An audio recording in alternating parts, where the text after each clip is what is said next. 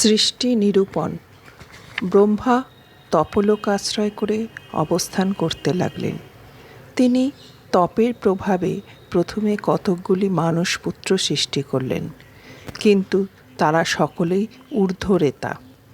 তাই তারা ধ্যানযোগে কতগুলি ঋষিদের সৃষ্টি করলেন, কিন্তু তাদেরও সংসারের প্রতি বৈরাগ্য থাকায় ব্রহ্মার খুব ক্রোধ হয়েছিল।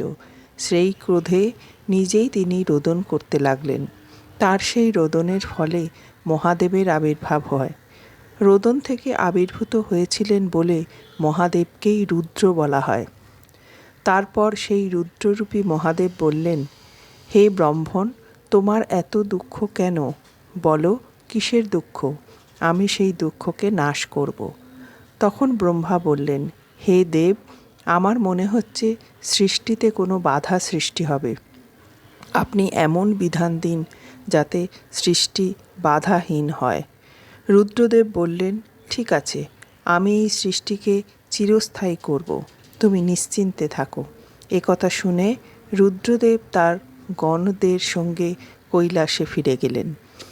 এরপর ব্রহ্মা ভৃগুসহ 7 ঋষির সৃষ্টি করলেন। অনন্তর নারদকে উৎসাহ থেকে, কর্দমকে ছায়া থেকে, দক্ষকে অঙ্গুষ্ঠ থেকে নির্মাণ করলেন। এভাবে ক্রমে 10 জন ঋষির সৃষ্টি হল এবং ভৃগুর পর মরিচ নামে ঋষি জন্মগ্রহণ করলেন।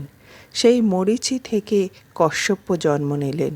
পরে ওই কশ্যপই স্বীয় সন্তান বিস্তার করে জগৎকে ভরিয়ে তুললেন। দক্ষ থেকে 60 জন কন্যা জন্মগ্রহণ করল। দক্ষ তার মধ্যে থেকে 13টি কন্যা কশ্যপকে যথাবিধি অর্পণ করলেন। সেই দক্ষ কন্যাগণ নানাবিধ দেব, দৈত্য, বৃক্ষ, পক্ষী, সর্প, পর্বত ও লতা প্রসব করলেন। দক্ষ সতী নাম্নী কন্যাকে রুদ্রের হাতে সমর্পণ করলেন। দক্ষ কন্যা সতী ভবানী নামে কথিত হন। ব্রহ্মা, বিষ্ণু, রুদ্র এই 3 জন 3টি গুণের স্বরূপ। তন্মধ্যে বিষ্ণু শতগুণ, ব্রহ্মা রজগুণ আর রুদ্র তমগুণের স্বরূপ।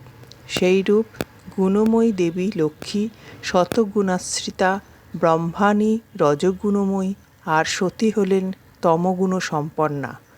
রুদ্রকে যে দেবী আশ্রয় করেছিলেন তিনি মহাকালী নামে প্রসিদ্ধা। পরে তিনি পার্বতী রূপে জন্মগ্রহণ করে শিবকে আশ্রয় করেন। অনন্তর সেই পর্বতকন্যা বহুবিধ নামে ভূষিতা হন, যথা কালিকা, চণ্ডিকা, ভদ্রা, চামুণ্ডা, বিজয়া এবং জয়া। সেই গুণময়ী দেবীগণ এবং 3 দেবতা একত্রে মিলিত হন। পরে তারা নানা সৃষ্টি কাজ করে থাকেন। একথা শুনে ঋষিগণের অন্তর আনন্দে ভরে উঠল।